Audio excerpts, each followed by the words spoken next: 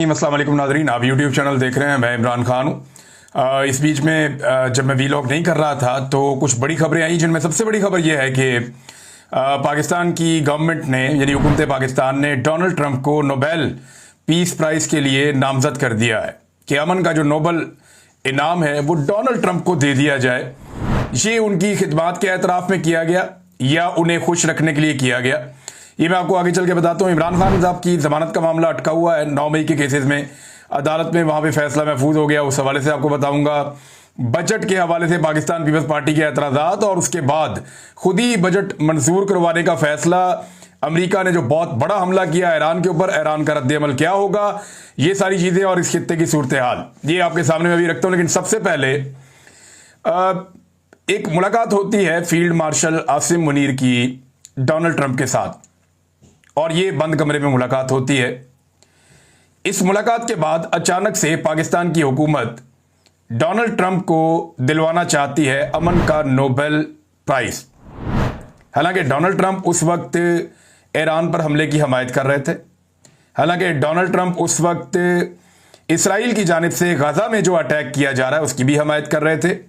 हालांकि Donald Trump ये भी कह चुके थे बार बार कि गजा के रहने वाले फ़लस्तीनियों को वहाँ से किसी और मुल्क में मुंतकिल कर दिया जाए और गजा को तामीर करके वहाँ रियल स्टेट का एक बेहतरीन नया निज़ाम बनाया जाए।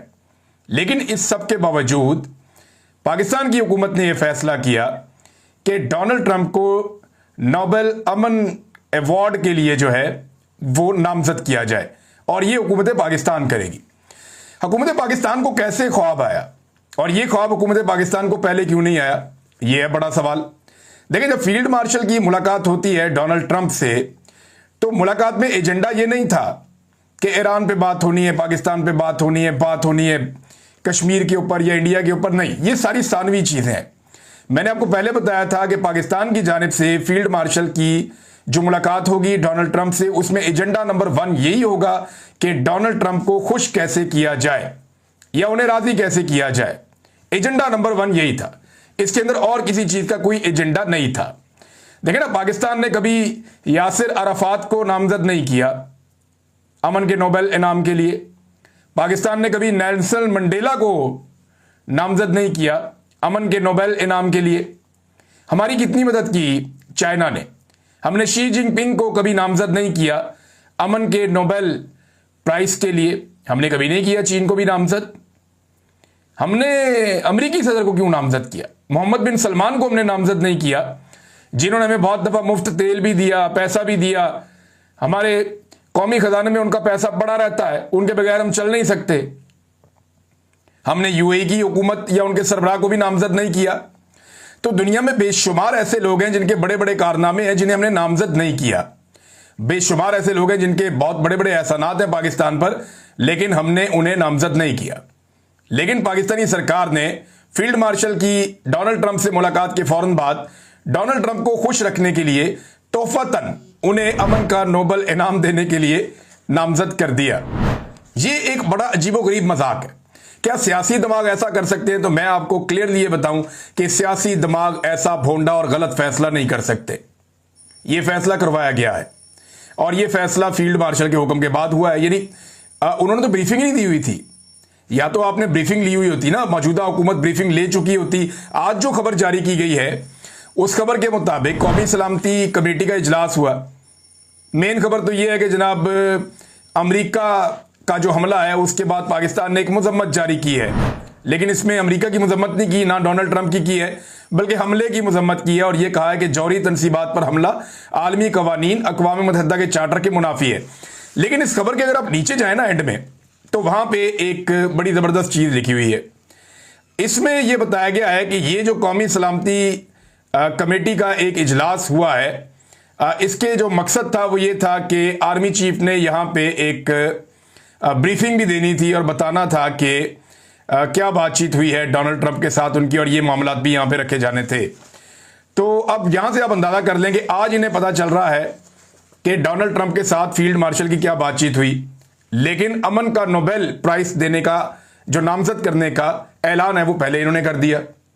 कैसी अजीब चीज है। तो वो पहले इन्होंने इसलिए किया कि इन्हें हुक्म आ गया था और हुक्म कहां से आता है? जिनके ये गुलाम हैं, जो इन्हें इक्तदार में लेकर आए हैं। तो ये मिलिट्री एस्टेब्लिशमेंट के ऑर्डर के ऊपर मौजूदा हुकूमत ने फौरी तौर पे अपने जूते पॉलिश करने की रवायत को बरकरार रखते हुए फौरन इसके ऊपर अमल दरामद किया और डोनाल्ड ट्रंप को नामजद कर दिया। अच्छा, डोनाल्ड ट्रंप की नामजदगी के बाद मैंने एक बात अर्ज की थी, मैंने ट्विटर के ऊपर ट्वीट भी किया था। मैंने ये कहा था कि आज के बाद ये हुकूमत अपनी गलतियों के अलावा डोनाल्ड ट्रंप की गलतियों की सजा भी भुगतेगी। देखिए ना, वो एक मुल्क का सदर है, वो कुछ भी गलत करेगा, इनके खाते पड़ जाएगा। भी तुम तो इसको अमन का नोबेल इनाम देना चाहते थे, कल को वो फलस्तीनियों के खिलाफ कुछ कर दें, ईरानियों के खिलाफ कुछ कर दें, पाकिस्तान के खिलाफ कुछ कर दें, तो आपने तो उनको अमन के नोबेल इनाम के लिए नामजद किया हुआ है ना अजीब बात। ये पाकिस्तान की वो सरकार है जिन्होंने डोनाल्ड ट्रंप को अमन के नोबेल इनाम के लिए नामजद किया, जिन्होंने खुद 2 ऐसे लोगों को जेल में कैद रखा हुआ है मुबैना तौर पे, जिन दोनों को नामजद किया गया है अमन के नोबेल इनाम के लिए। बारंग बलूच साहिबा और इमरान खान, ये दोनों जेल के अंदर है, दोनों को कैद किया हुआ है, दोनों की नामजदगियां मुबैना तौर पे हो चुकी हैं। और यही हुकूमत जो मुस्तहिकीन को बंद कर देती है, वो डोनाल्ड ट्रंप को नॉमिनेट कर देती है। अच्छा, उसके बाद डोनाल्ड ट्रंप ने जनाब 24 घंटे नहीं गुजरने दिए, उन्होंने अपने B-2 बॉम्बर्स जो हैं उनको भिजवा दिया। ईरान के ऊपर खौफनाक अटैक हो गया। उनकी जो एटमी तनसीबात हैं वो उसे कहते हैं जी हमारे एनर्जी पैदा करने के सोर्सेज हैं। अमेरिका कहता है नहीं जी, यहां पे ये यूरेनियम को इतना तगड़ा कर देंगे कि ये एटमी कुव्वत बन जाएंगे बहुत जल्द। ईरान कहता है जी हम एटमी कुव्वत बनने नहीं जा रहे। अब वहां पे अमेरिका ने खौफनाक बमबारी की है। उस बमबारी के असरात क्या हो सकते हैं, ये बड़ा खौफनाक है। यानी डोनाल्ड ट्रंप ने जो किया उसके मुताबिक मैं आपको यहां पे एक खबर पढ़ के सुनाता हूं, आपको हैरत होगी कि ये कितने बड़े खतरे से खेला गया है। ये जनाब आलमी जौहरी तवानाई एजेंसी के डायरेक्टर हैं राफेल ग्रोसी, उन्होंने खबरदार किया है कि जौहरी तनसीबात पर मुसल्लह हमले कभी नहीं होने चाहिए, क्योंकि ऐसे हमलों के नतीजे में ताबकारी फैल सकती है जो सिर्फ हदफ बनाए गए मुल्क तक महदूद नहीं रहती, बल्कि सरहदों से बाहर भी असरअंदाज हो सकती है। अरबों लोगों की जिंदगियों को खतरे में डाला गया। ऐसा नहीं है कि सारे लोग मारे जाते, लेकिन जब आप एटमी तनसीबात के ऊपर अटैक करते हैं तो ताबकारी फैलती है, फिर वो हवा के असरात के साथ साथ वो मुख्तलिफ इलाकों में जाती है।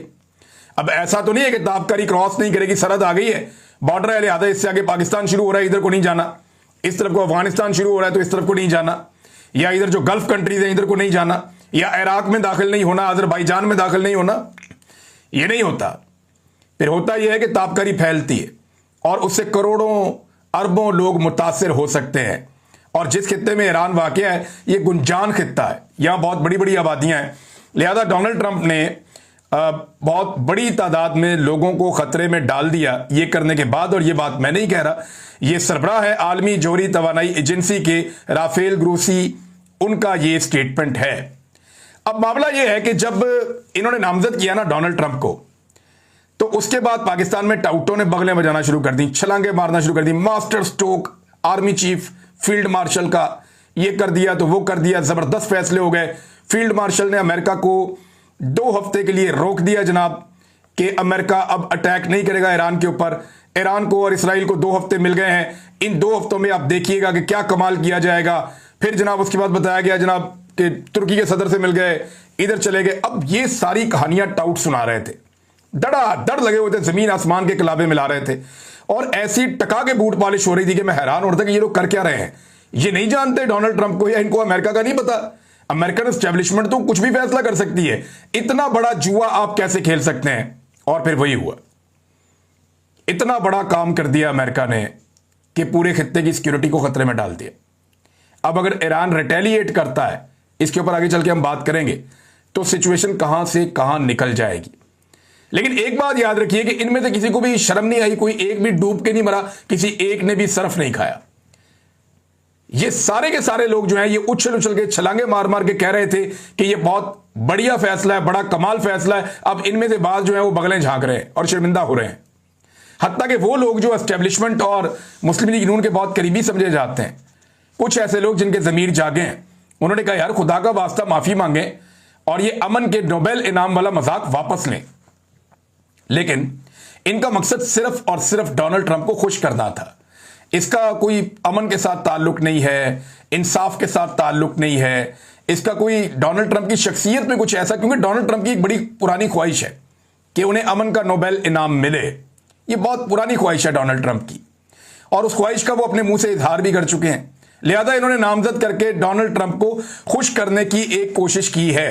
कुछ लोग ताने दे रहे थे पाकिस्तान तहरीक इंसाफ को, तो बात सच है, तहरीक इंसाफ को उम्मीद थी डोनाल्ड ट्रंप से, और वो इसलिए थी कि जो बाइडेन की हुकूमत में पाकिस्तान में रिजीम चेंज किया गया था, तो ये एक नफसियाती तौर पे एक नॉर्मल चीज थी कि इनका झुकाव डोनाल्ड ट्रंप की तरफ बढ़ना था, कि अगर जो बाइडेन आ जाता है या कमेला आ जाती है तो इनके दौर में तो हमारा रिजीम चेंज किया गया है, तो इनके साथ तो हमदर्दी तहरीक इंसाफ की हो नहीं सकती थी, उनकी हमदर्दी गई डोनाल्ड ट्रंप की तरफ, और ये फितरी था।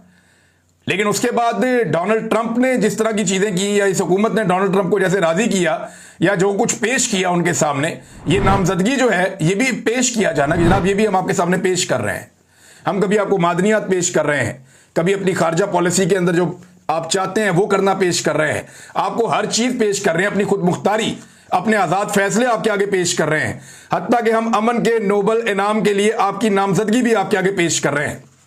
तो इतनी ज्यादा गिरी हुई, इतनी ज्यादा कमजोर, और इतनी ज्यादा मैं क्या कहूं इस हुकूमत को, बुज़दिल हुकूमत मैंने अपनी जिंदगी में नहीं देखी जो इन्होंने किया।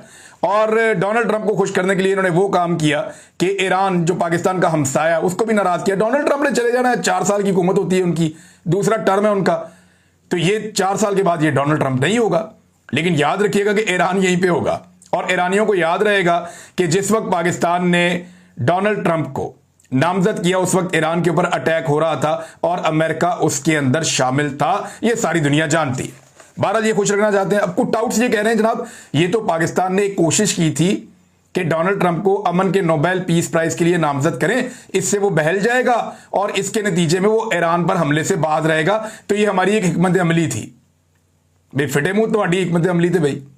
अगर यही हिकमत अमली है कि अमन के नोबेल इनाम दे देकर आपने जंगें बंद करनी है, तो आप जाके एक अपने चहीते नेतन्याहू साहब को भी दे दें, एक जाकर मोदी साहब को भी दे दें, एक जाकर यूक्रेन और रशिया की जंगबंदी करवाने के लिए आप पुतिन को भी दे दें और ज़ेलेंस्की को भी दे दें। जहां जहां पे दुनिया में जंग हो, जो जंग करने वाला लीडर हो, उसको जाके आप हिटलर को भी एक दिलवा दें जिसने दुनिया में जंग छेड़ी थी, कि जनाब इसको भी दे दो। अमेरिकन सदर को पुराने को कब्र से निकाल के उसको भी दिलवा दें जिसने हिरोशिमा और नागासाकी के ऊपर बम्बारमेंट या एटम बम के हमले का ऑर्डर दिया था। ऐसे नहीं होता, ऐसे थोड़ी जंगें रुकती हैं, ऐसे सिर्फ और सिर्फ खुशनुदी हासिल की जाती है जो इन्होंने करने की कोशिश की है। अब नाजरीन आ जाएं इस बात के ऊपर कि ईरान अब क्या करेगा। देखिए पाकिस्तान ने एक तो मजम्मत कर दी है, पाकिस्तान ये कह रहा है जनाब ये जो अटैक हुआ है ना ये गलत हुआ है और ये खतरनाक है और ये कवानीन की खिलाफ वर्जी है जो आलमी कवानीन है, ऐसा नहीं होना चाहिए था। क्लियरली पाकिस्तान ने इस बारे में कौमी सलामती कमेटी के इजलास में ये कहा है, लेकिन वहां पे डोनाल्ड ट्रंप का नाम नहीं लिया गया और ना ही वहां पे नाम लिया गया है अमेरिका का। यानी ये कहा गया कि हम दोनों फ्री कैंड से राब्ते में हैं, तो अमेरिका और ईरान ऐसे करके बात की गई है। अमेरिका की प्रॉपर मजम्मत जो करने का तरीका है वैसे मजम्मत नहीं की गई है, क्योंकि अमेरिका की खुशनुदी हासिल करना इस हुकूमत की मजबूरी है। इन्हें यह लगता है कि ये जितना मर्जी जुल्म करें, जबर करें, अमेरिका अगर इनको नहीं रोकेगा तो इन्हें कोई नहीं रोक सकेगा। अमेरिका से बहुत बड़ा ताकतवर मेरा अल्लाह है, और जब आप अल्लाह की पकड़ में आएंगे या कुदरत की पकड़ में आप जिस वक्त आ गए तो उस वक्त फिर आपको कोई नहीं बचा सकेगा। ये अवाम आपकी वो हालत करेगी, वो दुर्गत बनाएगी आप लोगों की कि आपकी नस्लें याद रखेंगी कि आपने पाकिस्तानियों के साथ कितना जुल्म किया और कितना लंबा अरसा जुल्म किया है। अब नाज़रीन जब तक डोनाल्ड ट्रंप कोई गलती करता रहेगा ना, ये हुकूमत फंसी रहेगी, क्योंकि इन्होंने बड़ा अजीबोगरीब काम कर लिया है। अब ये अगर वापस ले लेते हैं नामजदगी अमन के नोबेल इनाम के लिए डोनाल्ड ट्रंप की, तो डोनाल्ड ट्रंप की नाराजगी का खतरा होगा, और अगर ये वापस नहीं लेते तो पाकिस्तान में और दुनिया भर में इनकी लिए ट्रॉल होती रहेगी जो अब इनकी हो रही है। नाज़रीन अमेरिका ने B-2 बमबार तैयारों से खौफनाक हमले किए हैं और ईरान ने कह दिया कि अब हम जवाब देंगे। यानी उन्होंने कहा कि अमेरिका ने हमारे अहदाफ में इजाफा कर दिया।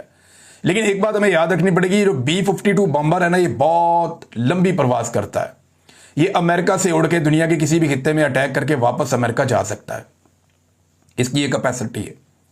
ये दूसरे तैयारों की तरह नहीं है जिन्हें रास्ते में रुकना पड़ता है, रिफ्यूलिंग करनी पड़ती है, नहीं, ये बड़ा जदीद तरीन तैयारा है और ये दुनिया के सबसे खौफनाक बम मारता है जो जेर ज़मीन बंकर्स को तबाह कर देते हैं और बहुत नीचे तक ज़मीन के अंदर गहराई में जाकर तबाही फैलाते हैं।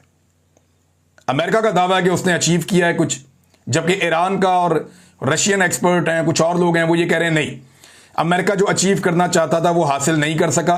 ईरान की जौहरी तनसीबात बेशतर जो हैं वो महफूज हैं और ईरान का उतना बड़ा नुकसान नहीं हुआ जितना बड़ा क्लेम किया जा रहा है। अब क्या ईरान जो है वो वापस अटैक कर सकता है?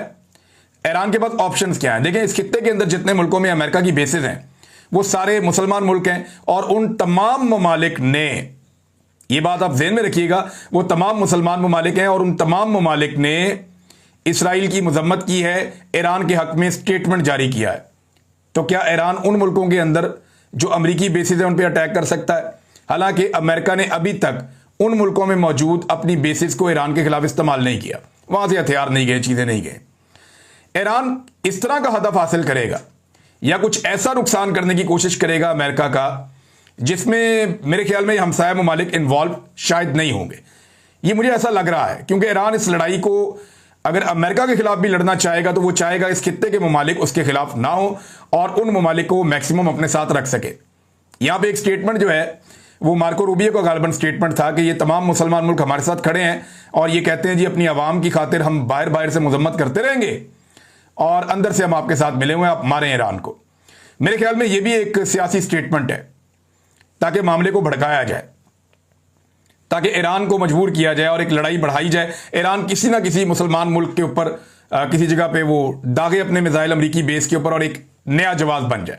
लेकिन देखते हैं इसमें क्या होता है, फर्दर हम देखते हैं, क्योंकि अमेरिका अगर नहीं रुकता तो फिर ईरान के पास ऑप्शंस महदूद हैं, उन्हें जवाब देना पड़ेगा। ये एक लंबी बहस है, इस पर आप कुछ भी प्रिडिक्ट नहीं कर सकते। जंग है ना, ये आप नए हरबस को बंद कर सकता है ईरान, इससे दुनिया के अंदर जो एनर्जी की सप्लाई है उसका 20% रुक जाएगा। यहां से तेल गैस बाकी चीजें जाती हैं, तो जब ये रुक जाएंगे तो दुनिया के अंदर इन चीजों की कीमतें बढ़नी शुरू हो जाएंगी, पूरी दुनिया की सनत इससे मुतासिर होगी। ईरान ये भी कर सकता है। ईरान के जो मिसाइल के ज़खायर हैं वो हैरान कुन हद तक परेशान कुन साबित हो रहे हैं। मतलब अब 20 से ज्यादा अटैक कर चुका है ईरान, यानी एक वेव जाती है मिसाइलों की, फिर दूसरी जाती है, फिर तीसरी जाती है और कामयाबी के साथ उसने इसराइल के अंदर अपने अहदाफ को निशाना बनाया। हालांकि इसराइल ने भी ईरान का बहुत बड़ा नुकसान किया है, बड़ा हैवी डैमेज किया है। अमेरिका ने भी ईरान का नुकसान किया है, ऐसा नहीं है कि नुकसान नहीं हो रहा। पूरी की पूरी ईरानी फौजी की आदत जो है वो मार दी गई एक ही रात में। उसके बाद जो है वो उनके साइंटिस्ट, जो बड़े कीमती साइंटिस्ट थे, वो भी कत्ल कर दिए गए, शहीद हो गए सारे। ईरान के शहरियों की शहादतें ज्यादा हैं, लेकिन ईरान की जानिब से जो रिटेलिएशन है वो बेमिसाल है, ऐसा हमने पहले कभी नहीं देखा। यानी इसराइल पर आज जो बम्बारमेंट की गई है, इन हमलों में खैबर शिकन, अमाद और फताह 1 मिसाइल इस्तेमाल किए गए हैं। अच्छा, ये मिसाइल जो है इनमें से बेशतर पहले इस्तेमाल नहीं किए जा रहे थे। ईरान ने तकरीबन 15 मिसाइल दागे इसराइल के ऊपर। इसराइल की रोकने की कैपेसिटी कमजोर हो रही है, इस वजह से ईरान के अब मिसाइल जाकर अपने टारगेट्स को ज्यादा हिट कर रहे हैं माजी के मुकाबले में। ये ईरान की कामयाबी है। ईरान लगातार इसराइल के ऊपर दबाव बढ़ाता चला जा रहा है। कुछ खबरें ऐसी भी हैं कि इसराइल चाहता है कि अब जंगबंदी हो जाए, लेकिन ईरान शायद जंगबंदी पे इतनी जल्दी आमादा नहीं होगा। जो कुछ इसराइल ने ईरान के साथ किया और खासतौर पे जो अमेरिका ने एक बड़ा अटैक किया है, इसका ईरान को जवाब देना पड़ेगा। यानी ईरान के अंदर इतना प्रेशर है लोगों का उनकी हुकूमत के ऊपर भी। दूसरा, उनका अपना एक बड़ा लंबा तारीखी पस मंजर है। मुझे ऐसा लगता है कि ईरानी कहीं ना कहीं जवाब देंगे, किस तरह देंगे इसके बारे में भी कुछ कहा नहीं जा सकता। अब आज जरा पाकिस्तान के अंदर खबरें क्या है नादरीन, ये मैं आपके साथ शेयर कर देता हूं। नंबर 1 तो ये कि इमरान खान साहब की जमानत के मामले पे फैसला महफूज हो गया है और ये 9 मई के हवाले से केसेस हैं। 8 केसेस थे गालिबन, इनकी जमानत का मामला था लाहौर हाई कोर्ट में, लेकिन ये फैसला फिर महफूज हो गया। और महफूज फैसला आपको पता है गैर महफूज होता है जब तक कि सुना ना दिया जाए। तो अदालत के अमले ने बताया वहां मौजूद लोगों को कि ये फैसला कल सुनाया जाएगा। अब कल के दिन में पाकिस्तान तहरीक इंसाफ के लोग सारे जाएंगे फैसला सुनने, देखते हैं कितनी बड़ी तादाद में पहुंचते हैं। ये तहरीक इंसाफ का एक और इम्तिहान है और देखते हैं फैसला इमरान खान के हक में आता है या नहीं आता। ये अदालत का एक बहुत बड़ा इम्तिहान है, क्योंकि ये तो बिल्कुल दूध का दूध और पानी का पानी है। सारी दुनिया जानती है कि 9 मई के केसेस में एक बंदा जो जेल के अंदर बंद था, एक बंदा जिसे उठा लिया गया था गैर कानूनी तौर पे, उस बंदे का कितना कमल दखल हो सकता है, ये तो सारी दुनिया जानती है। नाज़रीन, एक और खबर है, वो ये है कि पंजाब में बेकायदगियों और बेज़ाब्तियों के हवाले से ऑडिट रिपोर्ट आई है। अच्छा, इसमें ऐसा नहीं होता कि सारे पैसा कोई अपनी जेब में ले जाता है। लेकिन इसके अंदर से बेशुमार पैसा करप्शन की नजर हो जाता है जब ये बेकायदगियां और बेजाब्तियां जो हैं इनको छापा जाता है। इसमें मीडिया रिपोर्ट्स के मुताबिक लंबे चौड़े पैसे जो हैं वो 10 खरब रुपया तकरीबन जो है वो खुर्द बुर्द हुआ है, ये इसकी बेकायदगियां और बेजाब्तियां हैं। अब ये जो पैसा है ये मोहसिन नकवी और मरियम नवाज के दौर का है। हालांकि इंफॉर्मेशन मिनिस्टर पंजाब ने गुमराह करने की कोशिश की कि ये परवेज इलाही के दौर का है, मोहसिन इलाही को ताने देते हुए सोशल मीडिया पे, लेकिन एक्चुअली जो ये अदवार हैं ये मोहसिन नकवी और मरियम नवाज के हैं और ये दोनों ही पाकिस्तान की मिलिट्री एस्टेब्लिशमेंट के जो सरबराह हैं उनके बड़े चहीते हैं। तो नाज़रीन और भी चीज़ें हैं मैं आपके साथ शेयर करूंगा, लेकिन एक चीज़ जाते जाते मैं आपको बताऊं और ये एक मिसाल के साथ बताऊंगा, आपको बड़ा मजा आएगा। बिलावल जरदारी ने बिलाखिर फैसला कर लिया कि हुकूमत को बजट में वो सपोर्ट करेंगे। ये जरदारी ने और बिलावल जरदारी दोनों ने फैसला किया है। पहले बजट में कीड़े निकाले कि जनाब किसान भी मर गया, मजदूर भी मर गया, आम आदमी की जिंदगी तबाह हो गई, बजट में पाकिस्तान के लिए कुछ नहीं है, ये IMF का बजट है, और उसके बाद कहा जी हम इसे मंजूर करवा देंगे। ये ऐसे ही है कि जैसे कोई पीपल्स पार्टी वालों से उनकी लड़की का रिश्ता मांगने आया और उन्होंने आगे देखा जी आपका लड़का जो है उसमें बहुत सारी खराबियां हैं। मिसाल के तौर पे जनाब आपका लड़का नशा करता है, चोरियां करता है, डकैतियां करता है, आपका लड़का जुआ भी खेलता है, आपका लड़का बदजबान भी है, बदअखलाक भी है, आपका लड़का नालायक है, नखट्टू है, नकम्मा है और लड़ाका भी है, आपका लड़का बदकिरदार भी है, लेकिन एंड में पीपल्स पार्टी वाले कहेंगे हम लड़की आपके लड़के को ही देंगे। ये जनाब इनकी वो मिसाल है। यानी ये अवाम को बेवकूफ समझते हैं, पागल समझते हैं, लोगों को समझ नहीं आ रही। आज एक एक जुर्म और एक एक जुल्म जो हो रहा है ना पाकिस्तान में, या अवाम के साथ जो कुछ भी हुआ, उनका मैंडेट चोरी करने से लेकर उनकी मईशत को तबाह करने तक और उन्हें गुलामों की जिंदगी गुजारने पर मजबूर करने तक, इस सब के पीछे जितना जुर्म नवाज शरीफ का है उतना ही जरदारी साहब का भी है। जो PMLN ने किया वही पीपल्स पार्टी ने भी किया, ये बराबर के हिस्सेदार है। अब तक के लिए इतना ही, अपना ख्याल रखिएगा।